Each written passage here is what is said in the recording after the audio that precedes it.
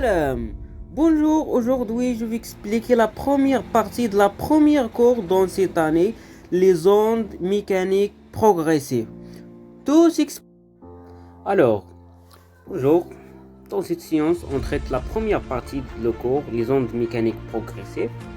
C'est la première cours dans cette année, deuxième année baccalauréat physique option français. C'est ça la première cours, c'est un cours qui est simple, très facile. Donc on commence. La première chose, c'est de traiter la notion de la perturbation. Donc qu'est-ce que ça veut dire la perturbation? La perturbation, c'est la modification locale et temporaire d'une propriété ou de plusieurs propriétés dans un milieu. C'est simple la définition, c'est simple, il est clair. Donc on passe maintenant à la définition d'une onde mécanique progressive. Alors, tout d'abord, qu'est-ce que ça veut dire une onde mécanique progressive? Une onde mécanique progressive, on appelle une onde mécanique, c'est de la phénomène de propagation d'une perturbation dans un milieu élastique sans transport de matière, mais avec un transport d'énergie. C'est la transport ou bien la propagation. C'est la propagation d'une perturbation dans un milieu élastique sans transport de matière et avec un transport d'énergie. C'est simple. La définition est simple, n'est pas une grande chose, mais il faut maîtriser. Il faut maîtriser les notions. Maîtriser les notions de base. Donc, comme montre l'animation suivante, on a la source de l'onde.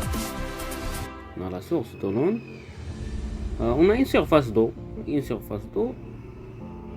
on a une perturbation, la propagation de cette perturbation forme une onde qui est mécanique et progressive. La propagation d'une perturbation. Donc, si la simple définition de l'onde mécanique progressive, c'est ça.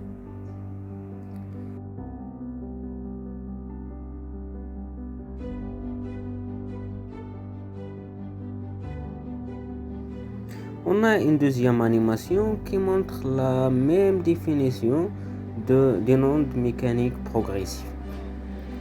On a une courbe qui présente un milieu qui est élastique. On a une perturbation. La propagation de la perturbation, on a la source. On a la propagation de la perturbation forme une onde mécanique progressive. C'est ça le principe qui montre l'animation. On a la source de l'onde. On a la propagation d'une perturbation. C'est ça la propagation de la perturbation.